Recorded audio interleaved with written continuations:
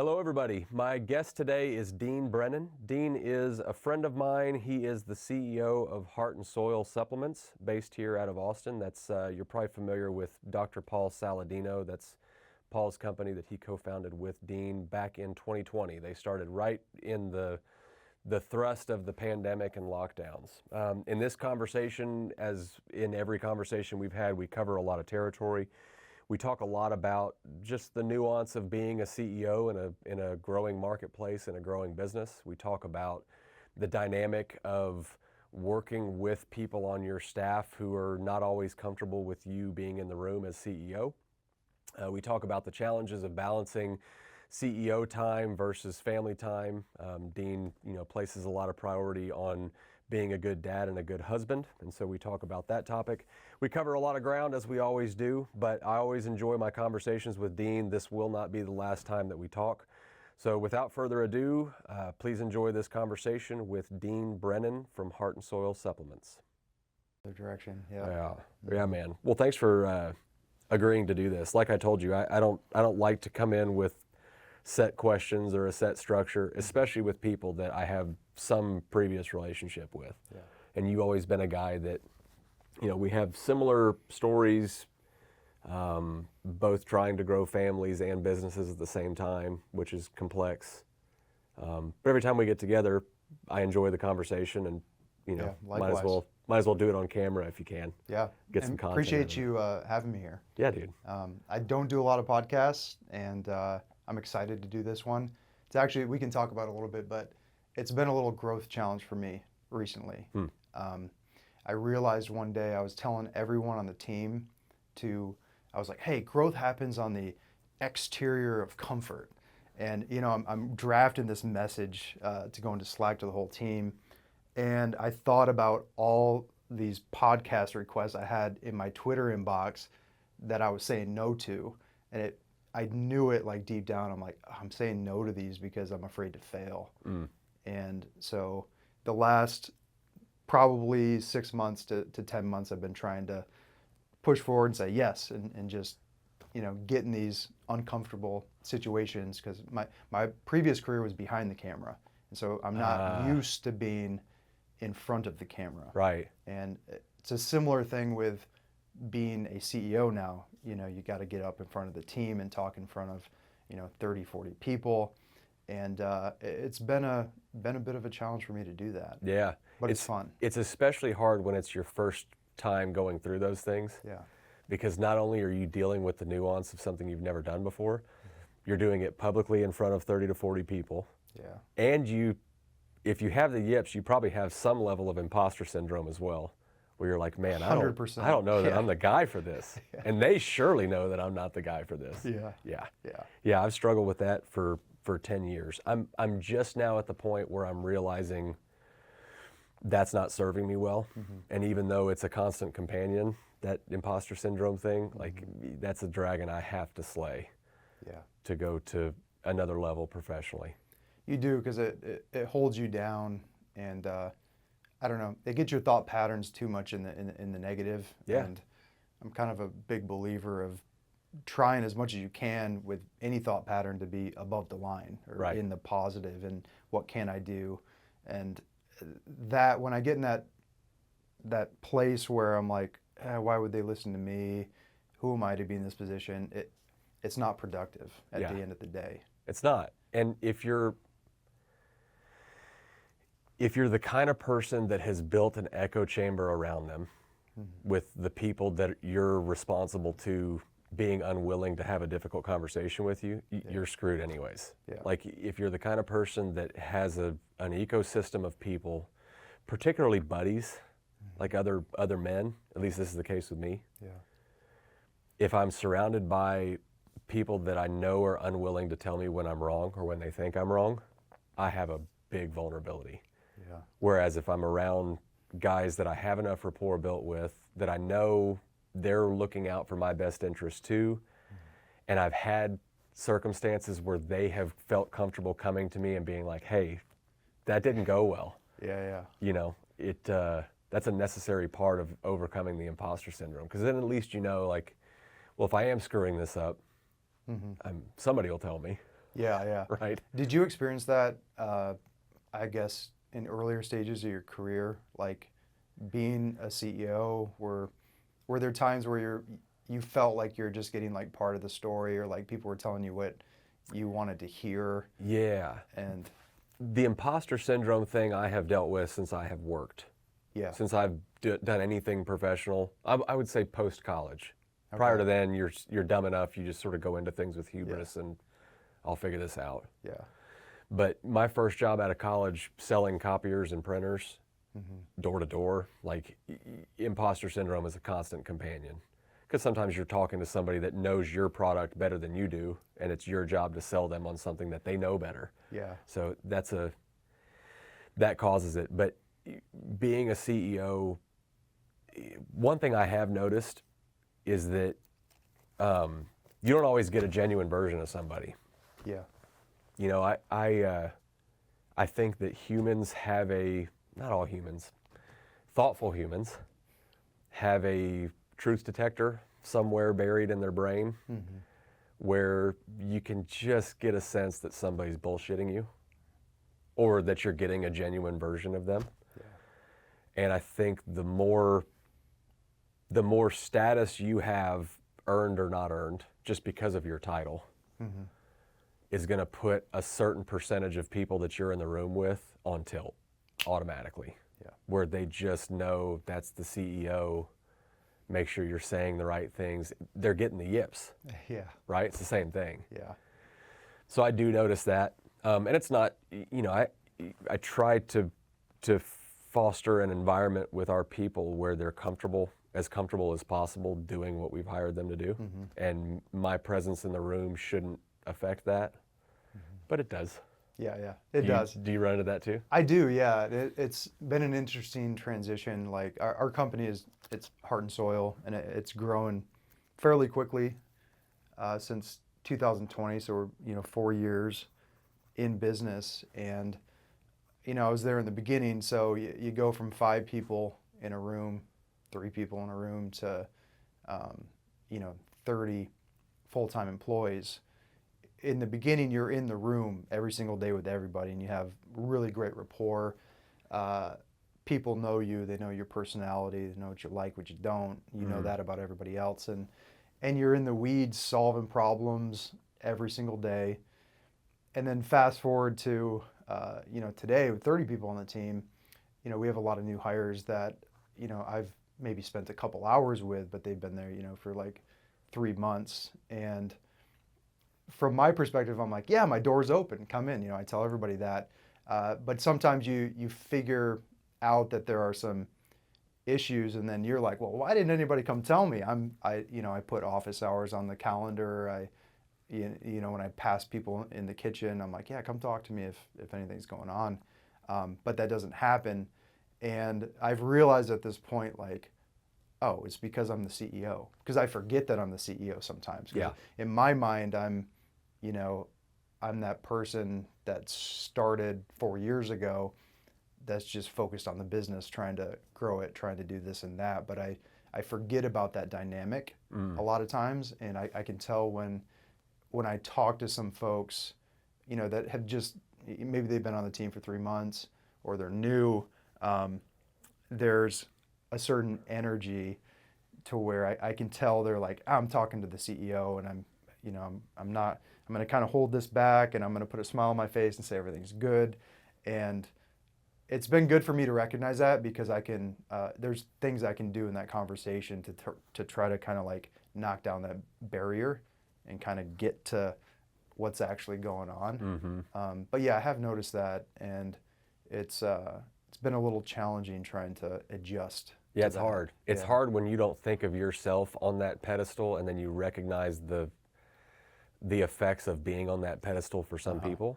And the hard thing for me has been finding a way to operate that's consistent, that's true, where I'm not putting on some CEO face to act differently than I would in my personal life, because that's just too much energy, having to create 2 different versions of yourself. Yep. But then also realizing, like, that has very little to do with me. If I'm doing my job and I'm doing what I know is the best version of this job I can do, I'm going to always be setting a high bar for myself to improve anyways. And how somebody else sees me or the mode that they click into when they're in a room with me has almost nothing to do with me. Yeah. So I can maintain my standards. I can maintain my position with the other people in the company. And certain people will come in and they'll just be comfortable and we can work well together and I can challenge them and they can get better at their jobs. And then there's a faction of people that need a good job. They need to show up every day and do their work. They need to clock out at the end of the day and leave it there. And interaction with the CEO doesn't need to be a part of their day-to-day. Yeah. And it takes all different kinds of people to make the thing work in the first place. Yeah. So, that's a good way of putting it. Heart and Soil Supplements, talk about the sort of your genesis with them. So you had done media before.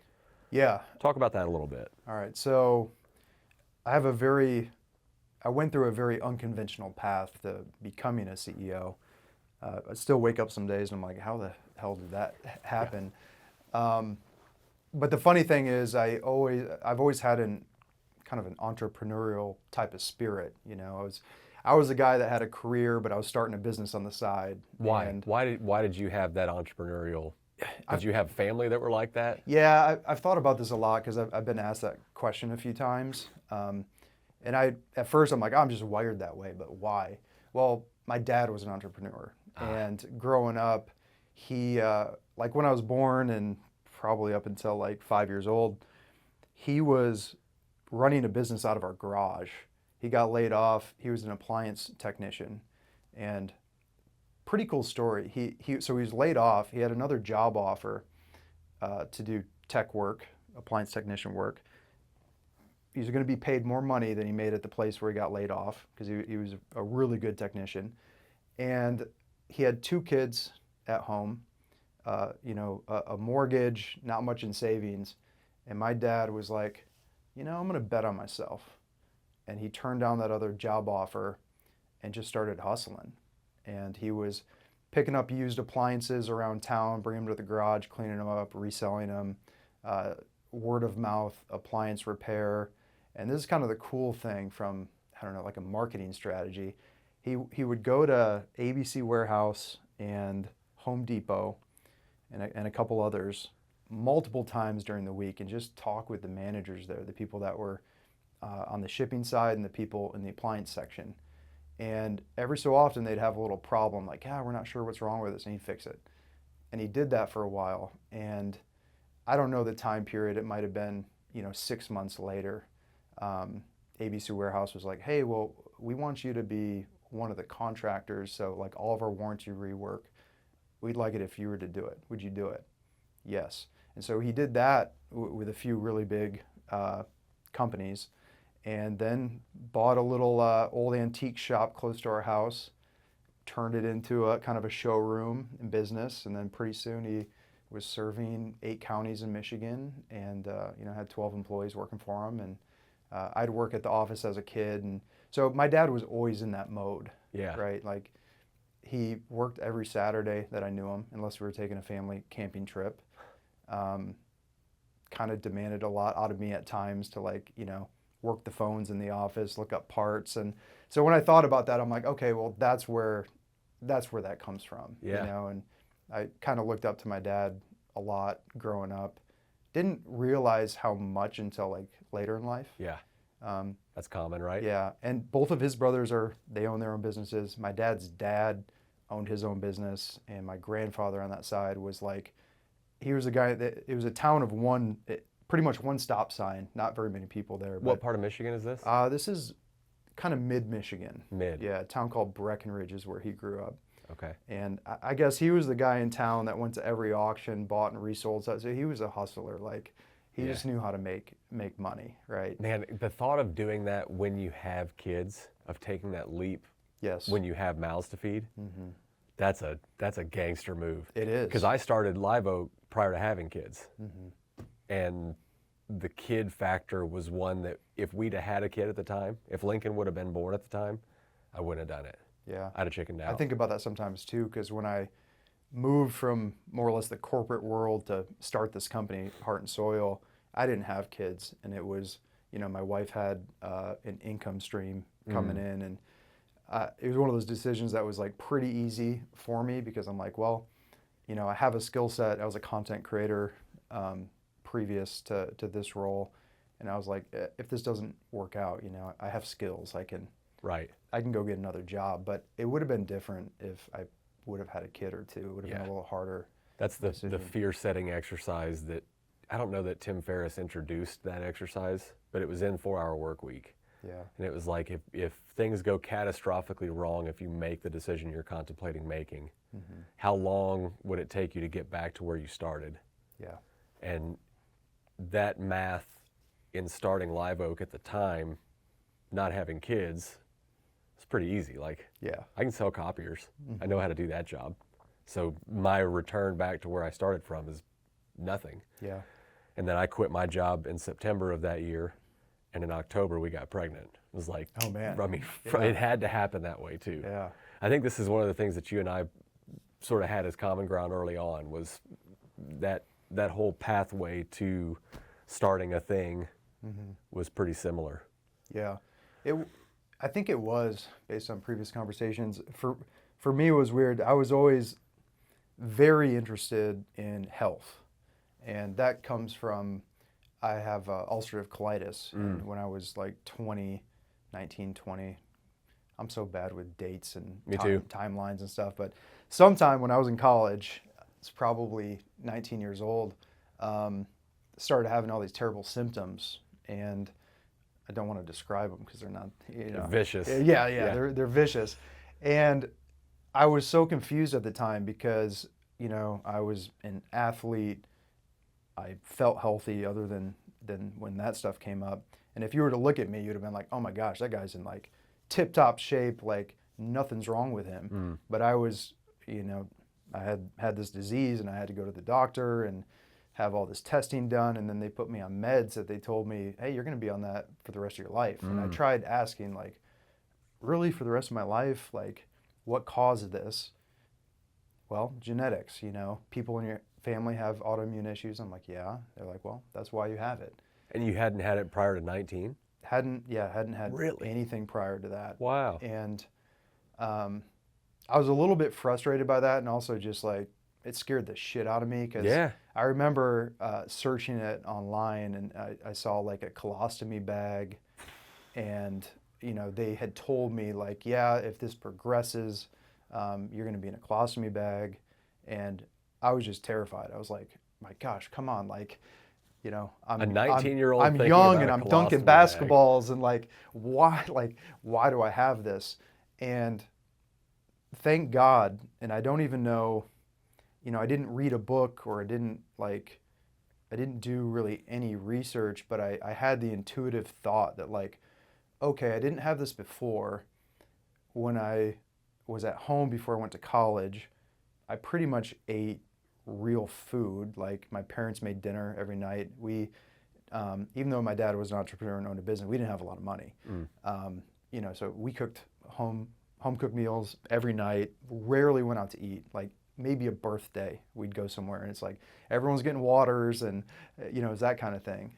4 siblings. So anyways, I had this intuitive feeling that like maybe what I was eating and drinking, in college, you're drinking some beers, you're staying up late, you're eating a lot of pizza. I just thought at the time, well, I'm going to try not drinking and cooking steaks again, eating yogurt, like real food. So I stopped going out to eat. I stopped drinking, kept working out. And again, I don't remember the timeline, but maybe 6 months later, I was like feeling much better. And I was like, I'm going to stop taking these meds. So I didn't talk with the doctor, but I stopped taking the meds. And I was just waiting for it to come back. And it never came back. It never did. Never came back. Yeah. Still? Still, I've had a couple like bouts. What's interesting is if you ever veer from the path, there were times after college, early 20s, I'd go out with friends and drink when they were over, eat some bad food, and then the symptoms would start to come back. But you could always tie them to a behavioral. Yeah, for me it was the food. Yeah, food and alcohol probably. Yeah. And since then, since all that happened, I've had a couple check-ins, colonoscopies, and the doctor, the one I had after I moved to Texas, which was maybe 3-4 years after I was diagnosed with ulcerative colitis. They did a cell sample and stuff, and after the colonoscopy, he's like, I don't know who told you you have ulcerative colitis, but I see no visible signs of it. Wow. But when the cell lab came back, or the cell study or whatever, he's like, okay, you definitely have it, but it's in a recessive state. It's not active. Yeah. Interesting. Yeah. I hadn't had any exposure to autoimmune disorders prior to college. Mm-hmm. And actually, my wife was the first person that I had ever met who had an issue. She has hypothyroid, Yep. Hashimoto's. It's very common. It's very A lot of common. people have that. What's incredible is until meeting her and having an awareness of that was even a thing, I hadn't really heard of it. And maybe it's selection bias or whatever, but like then you start to see how many people have those issues, and the percentage of people that go on some sort of elimination diet and those things clear tells you how little we know about them. For sure. Seems to be. Yeah, and it's frustrating too, because like going through that, I'm like, why didn't they ask me what I was eating? Right. Why, Right. They didn't ask any questions about my lifestyle. Right. How stressed are you? What kinds of foods are you eating? Are you sleeping? Like, that wasn't part of the conversation. It was like, you have this, you'll have it forever. Here's the medication that you're always going to have to take. And by the way, you're going to be in a colostomy bag probably 20 years from now. Wild. Yeah. And so that lit a fire under my ass when after I got off the meds and stuff, I was like, what the hell? Right. Like, I can't be the only one. And then I started finding other people that had similar experiences. And so then I got a health coaching certification, personal training certification. I started a side business for health coaching. I just kind of like immersed myself in the health space on the side of my, other career. And, kind of took that entrepreneurial spirit, and I thought someday I'm going to figure out how I can align something with this passion with my passion for storytelling and business. Yeah. And that's essentially when I met Paul, and Dr. Paul Saladino, who's an MD and a pretty big influencer. When I met him, that was like kind of the clash of all those things where it was an easy decision for me, because it's like, yes, I can help people with their health. I can tell the story around this and just help people realize, because so many people have autoimmune conditions that you can't tell people what to do, but what you can say is like, have you tried the food aspects? Right. Have you tried, like, it might be that you might not have to take this medication for the rest of your life. Man, it's interesting that that's not more, I hesitate to say common sense, because that tends to get turned into a pejorative. Yeah. Right, in the world we live in. But whether you take a creationist bent on the world or an evolutionist bent on the world, regardless of the lens that you look through, you're either created for or evolved for eating real food. And the more you bastardize what you're putting in your body, the less favorable of a result you're going to get. Like, that should be common sense. I know. But it's not. It should be. It's not obvious to a lot of people. But if you look at like processing methods of oils and stuff, like canola oil. Yeah. Literally comes from a thing called a rapeseed, and it has to go through all of these processes for it, before it actually gets into your food. And, Right. I don't know. In my mind, I'm like, it's very simple to look at that and be like, hey, do I really want to eat that? Like, is that the best thing that I could put in my body? Probably not. It's every generation of human in recorded history has looked back at previous generations and gone, I can't believe they thought that was true. Yep. And we're not beyond that. Like, there's going to be this whole host of things that in the 2020s we look at 20 years from now and go, what were we thinking doing that? Of course that's not true. Yeah, it was how cigarettes were. Cigarettes, right? Yeah. 4 out of 5 doctors recommend Marlboro cigarettes. Like, no, they don't. They definitely don't now. There's been so many things like that. I sometimes wonder, like, what are those things? Yeah, it's wild. You know? So on that topic, as a marketer, is there a responsibility in marketing, like marketing fundamentally is manipulation, right? And manipulation has such a negative connotation just built into the word, but Yeah. what you're doing is taking somebody who doesn't have an awareness of a product or a service, you're giving them an awareness of your product and a service, and you're painting a picture for them of what their life will be like when they buy your product or service. What responsibility does a marketer have to know that they're not selling snake oil to a customer? Or do they have the responsibility? Is the responsibility in the consumer or is it in the marketer? It's a really good question. Taking my marketer cap off and being a consumer, I feel it's my responsibility to do my due diligence and question whether or not something is going to be good for me or bad for me or whatever. So like I think at the core level, and not everybody takes this approach, but like I want to take personal responsibility over that. And if everybody does that, I feel like that changes the demand signal in which then companies need to produce products that if they want to make a profit, they will chase the demand signal. Right. However, there's some really slimy tactics on the marketing side that confuse people. For example, we talk a lot about industrial seed oils, and they wreak havoc on your metabolism, inflammation, everything in your body. And my dad, for example, is one where I'm telling him about the seed oils, whatever, and he's like, okay, cool, I'm gonna go buy avocado oil then. So he goes to the store, buys avocado oil, brings it back, and he FaceTimes me and shows me, look, he's like really proud that he got this avocado oil. I'm like, hold on a second. It looked a little suspect. I'm like, let's look at the ingredients on the back. So on the front label says avocado oil in really big letters, and the ranch dressing he got says ranch dressing avocado oil. You look at the ingredients, it has avocado oil in it, but it also has canola oil, safflower oil. It's a mixture of these seed oils. And so, there's very manipulative tactics to get people to buy things. And I feel like a marketer in that case, it's a little shady. Yeah. It's very shady because you know what you're doing. Right. People want avocado oil because of the health benefits, and this other stuff as part of the storyline is not as good, but you're just going to put the avocado oil in the front of the bottle. Right. And then kind of hide the rest in the ingredient list. Yeah, if you're looking at what is my minimum threshold to be able to put this label on this product. Yes. Yeah.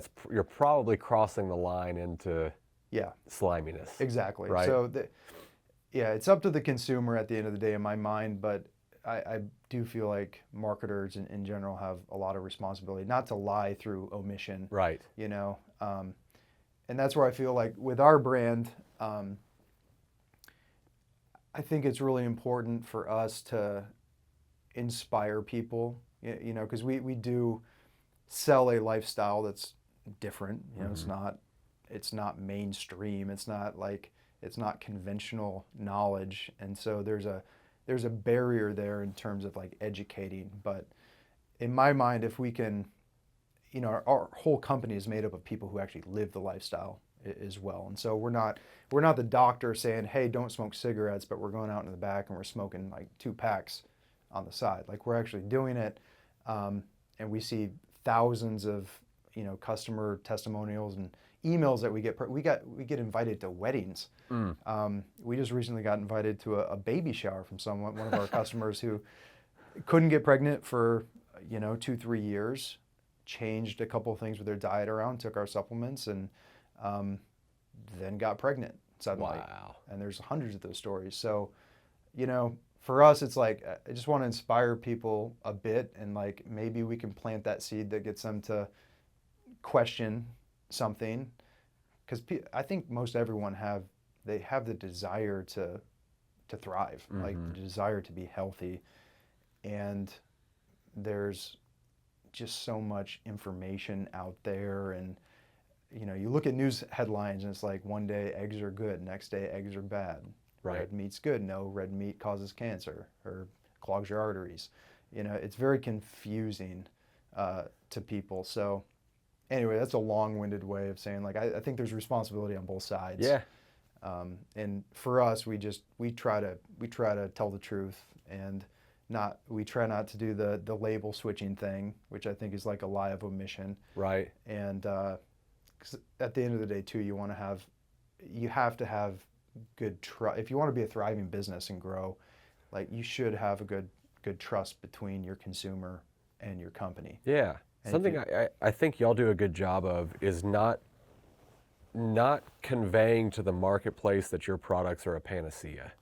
These aren't Yes. easy buttons. It's not like you start taking a Heart and Soil supplement and now you're going to be able to get pregnant. Yeah. It's a piece of a lifestyle, a way of living, of getting toxic elements out of your environment that might be having an effect on your fertility. Yes. And yes, the supplement's that's part of it, but it's a part of the whole. Yeah. Working in an environment like you work in, it would be easier to stay motivated, to stay on the path. You had mentioned the path earlier, than if you were in a company that was full of people that weren't health conscious, weren't motivated to be in shape or to be well. Talk about that piece of it a little bit. For you, being an athlete, being somebody that's worked out somewhat consistently since before working, where does your motivation come from? What percentage of it is self-motivated versus, I'm the CEO of this lifestyle health and wellness brand and I need to look and act a certain way? Yeah. Is that a part of it? That's an interesting question, because to be completely honest, I've had a more difficult time being the CEO of this brand, with carving out the time and being consistent with exercise. Not with diet. Diet's fairly easy for me because it's just so routine, but the other stuff that goes a really long way in your health.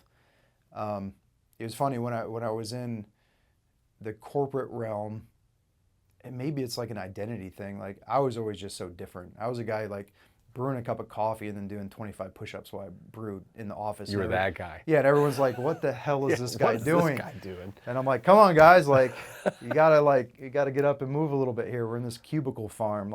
Let's go." But it's been more difficult in this job, and I think that's because not everyone's wired this way. Some people are. When I get into something that I care about and I'm interested in and fascinated by, I have trouble stopping. And so this whole journey of growing a business, and you know how it is, being the person who's responsible for everything at the company. My head's constantly on a swivel. I'm finding problems, challenges, and I'm diving in, and I can work on a problem all day. I can wake up at 4 a.m. and start at 5, and it can be 6, 7 o'clock, and I haven't eaten lunch. I didn't go outside and take a break. I didn't go for a walk. And I fight with that sometimes, because I think about going for a walk, and then I'm like, I'm just so into doing what I'm doing. Yeah. Sometimes that seems like the thing to do rather than go walk. Does that make sense? Yeah, totally. Yeah. Yeah, that's that sort of what you're talking about is getting in the zone, right? When you lose track of time, you look up and you realize the whole day is gone. Yeah. Because I've been working on this problem that for whatever reason it mixes a cocktail in my brain where I'm just into it. And I would say there have been times in my professional life where that's ebbed and flowed, where it's there in what I'm doing professionally, with Live Oak stuff. And then there's been times where I can't buy that level of interest in what I'm doing, and it just feels like a job. Yeah. So yeah, it's on the workout front especially. I'm a team sport guy, man. I've always been a team sport guy. I don't like golf. I don't like tennis. I like doing stuff with people. Yeah. Baseball, soccer, football, those are the sports that I played growing up. So all team sports all the time. Getting up in the morning and working out by myself sucks. I hate it. I hate it. And so the consistency element of it, I can appreciate the Jocko method of like wake up, snap a picture of your watch. I'm up doing this. I'm on the path by myself. Walking a path by yourself is a lonely thing to do, and I just prefer if I have my druthers. Yeah. I want people to do it with. Yeah.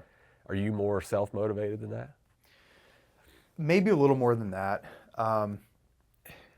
I'd say You won't hurt my feelings by saying you are. That's no, maybe a little more, but it depends on what it is. Because like sometimes those things come up and it's just like, I got to do this and I will do it.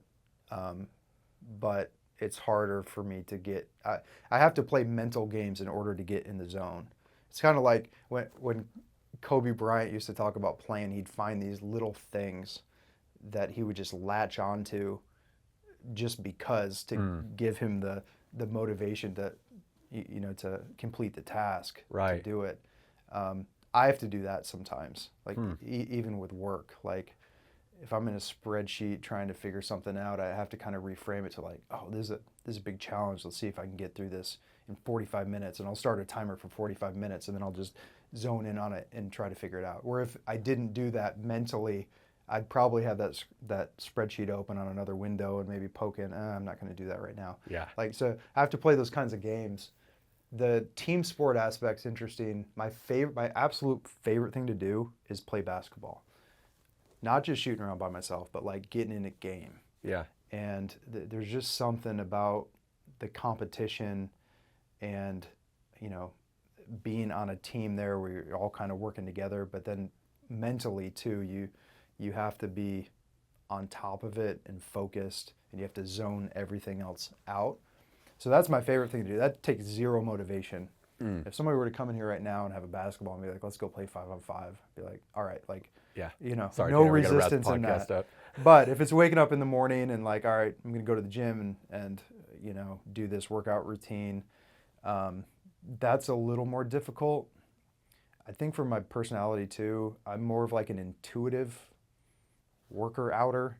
I've done like the 3 months of this program and you're going to go do this every Monday and do this on Tuesday, and you have the Jocko approach where like I'm not missing a rep. I'm going to be there at 5 a.m. I've done that before. I can do it. But I've realized that I really like going with the flow. And that doesn't mean turning down the intensity. It means I'll show up to the gym with no plan, no agenda. My only goal is like walk in those doors at 6 o'clock.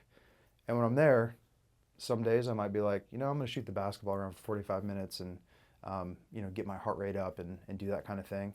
And other days I get in there and I'm like, I need to go throw some weight around.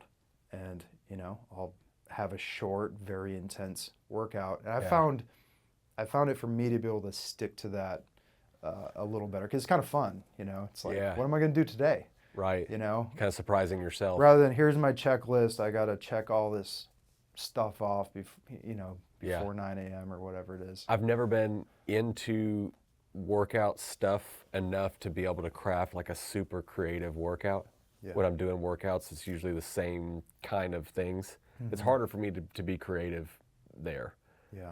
But I agree with you in that, like, not necessarily having a firm written out plan for the day, but just knowing I'm going to get some level of activity done today, but then offsetting that with some predictability built in through the week. Like my oldest boy and I have been doing a hike on Mondays, and we haven't done it the last 2 weeks because we've been traveling, but we'll get up and there's a 5-mile path from our cattle guard through adjacent properties down through some creek beds, and we'll do that hike on Mondays. And having that regular set rhythm of I'm going to start my week off by doing something hard. We always carry weight with us. It sets the framing for the week where it's much easier to continue doing it through the week if you win it at the very onset of the week.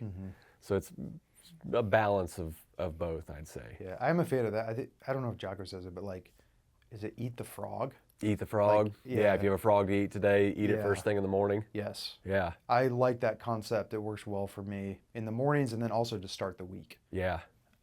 Do the hardest thing to start the week. I had a buddy of mine who was a trainer that I used to go work out with when I lived in Austin.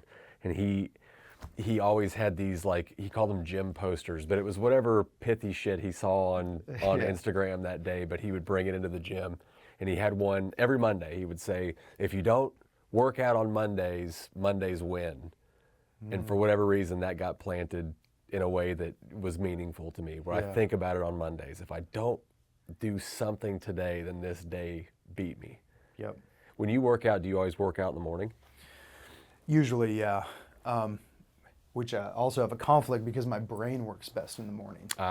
And that's partly interesting. that balance thing that I was talking to you about that I've had trouble is there's days where I go to work out and I just have this thing from work on my mind and I know, hey, it's 6 a.m. People aren't showing up to the office until 9. I've got 3 uninterrupted hours here to dive into this and try to figure it out. And there's been times where I'm looking at the gym, I'm looking at my office, and I go straight to the office and get to work. But yeah, I do prefer to work out in the morning.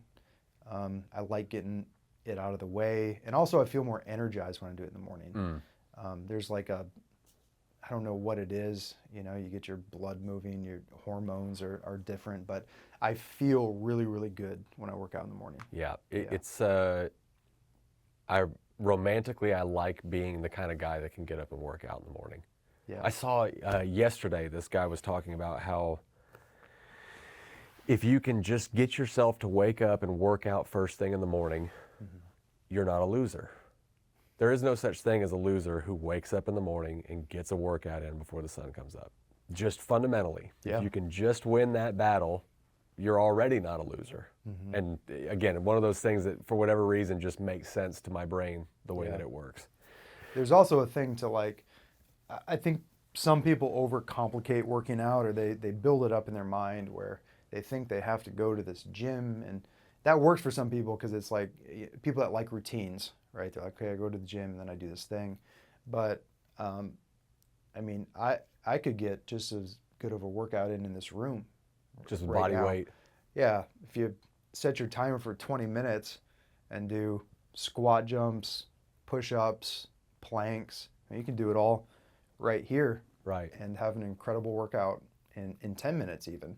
And I do that sometimes when I go in the morning and work. I'll just go to the floor and start doing push-ups and do that. It's not, it's a mini workout, but I think people forget, like, you don't need the dumbbells and you don't need all that stuff really. Right. I mean, just getting your blood moving and stimulating your muscles, you can do it without any weights. Yeah, that's probably the kick that I needed. I've been away from it with summer vacations and things, and unpacking and all the stuff that comes along with taking trips. But yeah, getting back into it's been hot on my mind of late. You mentioned something there I wanted to dig into. You had talked about finding the balance, and you have a daughter, right? Little daughter? Yes. Yep. Daughter born A little over a year? April 2023. Okay, Yeah. so yeah, a little over a year old. Talk about what you've learned in the last year and a couple of months about the balance that exists, or sometimes doesn't exist, between Dean, the dad and husband, and Dean, the CEO. Two things that are your responsibility, but are mutually exclusive. You can't do one and the other well. Talk about that, and when you find balance, what it looks like. Still working through that, honestly. I think the one thing that I've learned is that I didn't expect is that having a child when you didn't have one previously is the number one biggest productivity hack that anyone could have. Why? Because I think if you care about having quality time with your child and you care about developing that relationship right and raising her or him right, and you have a full-time job that's demanding, you have to reprioritize. You have to put everything on the table. What am I doing right now? Because it's going to be stressful, right? And that's what right off the bat. I was like, oh my gosh, I'm stressed and I can't do all these things that I want to do.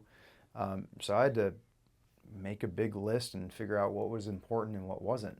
Yeah. Even down to the job. Like, how do I spend my time at the office? Because if I don't prioritize properly, and I do things that I used to do before the baby, and some of them were really good things. Like I would sometimes take the lunch break, the hour, and I would go sit down and you get in conversations with people, and then pretty soon an hour and a half pass, and you're like, I missed that thing, but I can do that tonight. Well, you can't do that anymore. Right. I mean, I could, but I made a rule for myself that unless there's like a level 10 emergency at the company, when I decide to drive home, when I get home and I open that door, work is over here and I'm here with my family. So I do my best to put my phone away and we have dinner together. And then we go upstairs and I play, with my daughter. She likes to play tag now. And then she goes to bed at, 7-ish, 7:30. And then I turn work mode back on and, I'll go back and catch up on anything from the end of the day, look at my calendar for the next day, that kind of thing. But before it was easy to like just have things get put on your calendar. You do things because, I could work on the weekend, I could work at night, like it didn't matter. So this it forced me to reevaluate everything. Yeah, you spend so much of your time when you're a younger man. Yes. Trying to add as much as you can into your life and sort of see what resonates with you and what works well, and you're constantly open to what's the world going to bring me that's going to be my next interest. Yeah. And then you have a kid, and if you're doing it well, if you're motivated to want to do it well, yeah, you have to go through this culling process, which is a totally different part of your brain. Like there's a part of your brain that wants to add things, and there's a totally different part of your brain that ruthlessly kills things out of your life that aren't serving you. Yeah. And I think a kid is like the perfect catalyst for that. When you're dealing with somebody who doesn't have a kid, does it alter your relationship with them now that you have one? It hasn't yet, but I don't know. In the last 4 years, I haven't been super social, like I keep in touch with my friends, but I've been so focused for the last 4 years on like this business first and, well, maybe my family first, but my family and my business, and that's pretty much it. So yeah, you almost don't have time for anything else if you're doing those two well. yes, I do notice that I have to, like, the folks at the company, my colleagues, they do a lot of stuff like after work, they go do things on the weekends that I used to participate in.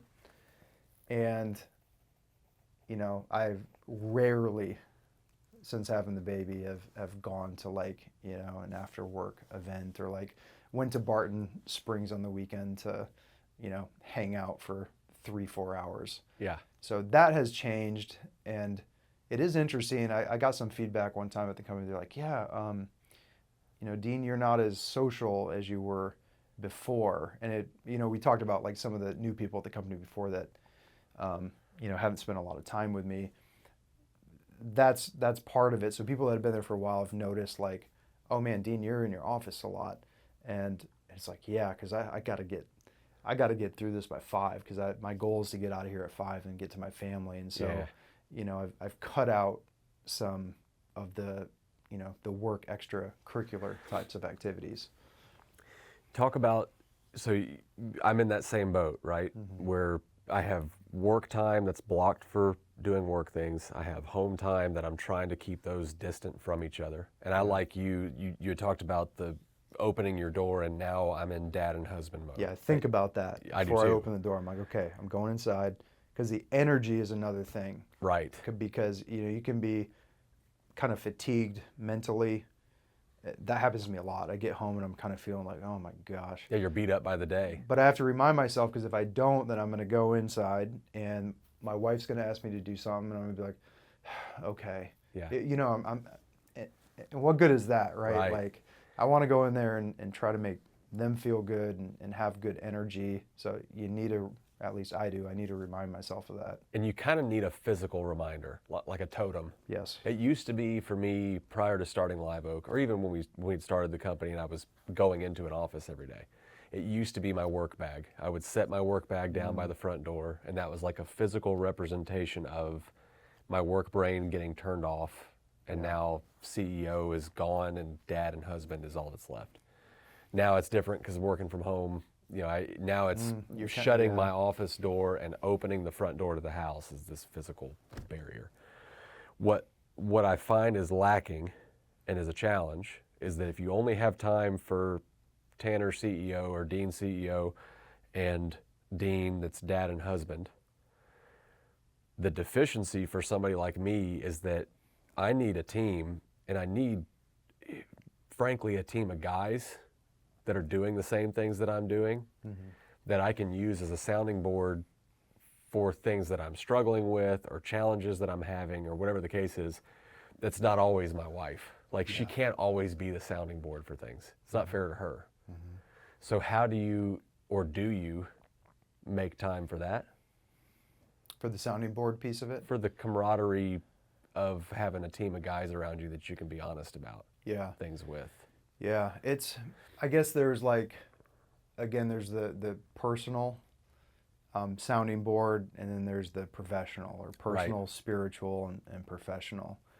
I have a couple of folks in the professional network. A guy named Taylor Holiday, brilliant guy. I reached out to him. He's a marketer,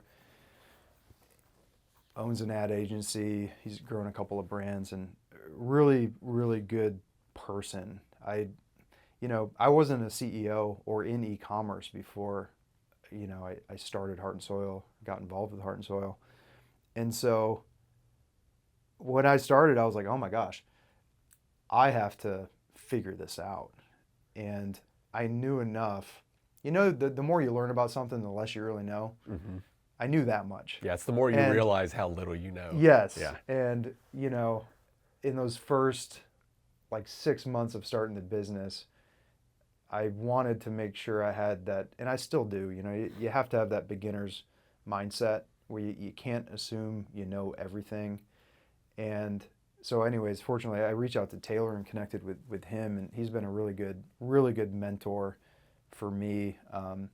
He's a CEO of an agency. He's been in the weeds on the marketing side. He's grown a brand before, and he's married. He has kids, and so he's been a really good person to talk to. Over the last 3 years, he's kind of a professional Sherpa. Yeah, he's walked the path. Yeah, he's given me really good advice. That prioritization exercise that I went through was actually partly because of him, because I was having a conversation with him, and he's like, "What do you want, Dean? Like, where are your priorities? What do you want?" And I'm like, "Well, I don't want there to be problems in my marriage. I want to have a relationship with my wife and my kid until I die, and from a career standpoint, for me, I want to know that I'm growing. And I'm not talking about the bank account, but I'm talking about, am I being challenged? Am I improving my competencies, my skills? If I'm on my deathbed someday, am I going to look back and be like, I didn't really give it all I had? I don't want any regrets. So I've done that in the past. You do certain things, certain hobbies, play sports, and there's times where you look back and you're like, I didn't really give that my best shot.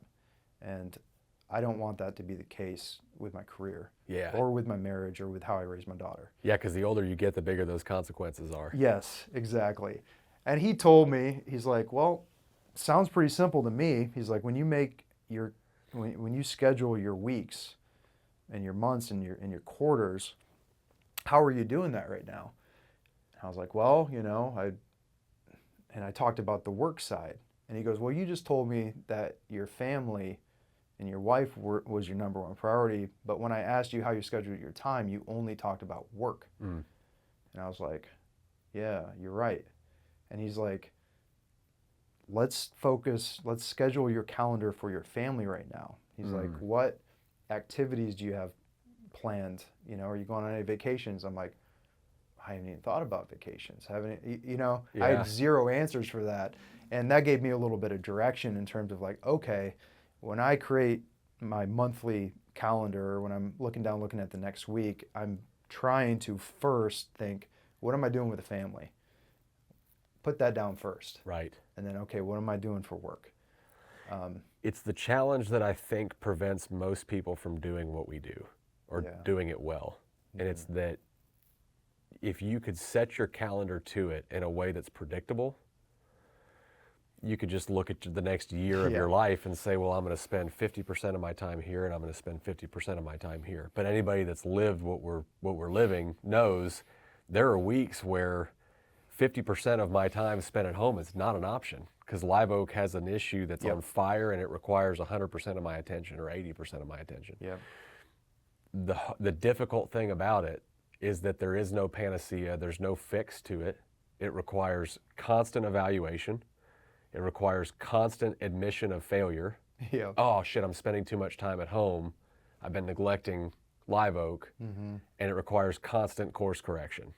Admitting, okay, I've been spending too much time over here and then going back this direction. And then you bump off the wall over here and you got to go back this direction. Yeah. It's that constant living in the tension between two things that are pulling at you equally that need different levels of attention from you at different times that just makes it difficult. That's why I think it's important for those times where you don't have work pulling at you and you have that dedicated time with your family, you completely let anything else go. Correct. And you give 100% of your focus and your energy there. Because even from like the relationship dynamic with your spouse, if you do that and you have those times where it's like, honey, this month is going to be rough. At least you can prep her for it. Yeah, at least you prep her for it. And then if you've genuinely done that, I think there's more grace in those moments because they know and they trust that that's really a problem. And oh yeah, when we were doing this and this, the last couple of weeks, you were 100% there and present. It's the beauty of a marriage.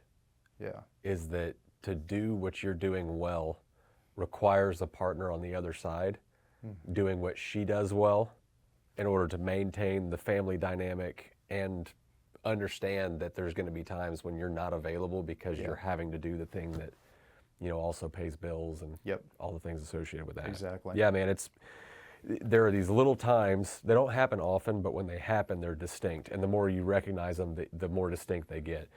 It's these moments where you realize I'm in the pocket right now. Like whatever decisions I've made in the previous month have led to this point where I'm not having to think about what's going on at the office. And I am able to be present with my family. And then you can appreciate all the things that led up to that moment. Yeah.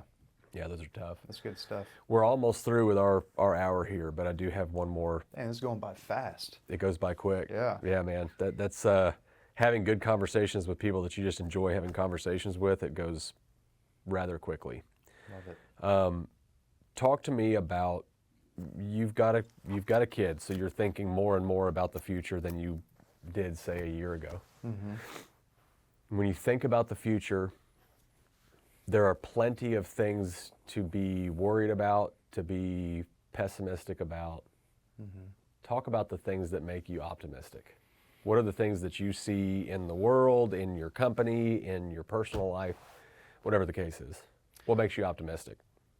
Man, I love that question because for me, the thing that makes me optimistic is I'm in control of what I choose to do on a daily basis, on an hourly basis. And my family, we have a lot of control with what we choose to do and don't do. So just as a general rule, I try, like I said earlier, not to get below the line. It's like, it's a basic thing that's in like all the books, like the Seven Habits, the Seven Habits book, Don Miguel's book on, what is that one? The Four Agreements. Four Agreements. Right? Like there's so many books that talk about this, but it's so true. Yeah. Like if you start to get worried about things that you have absolutely zero control over, and you get caught in that anxiety loop, it's not productive, and it's toxic, I think, to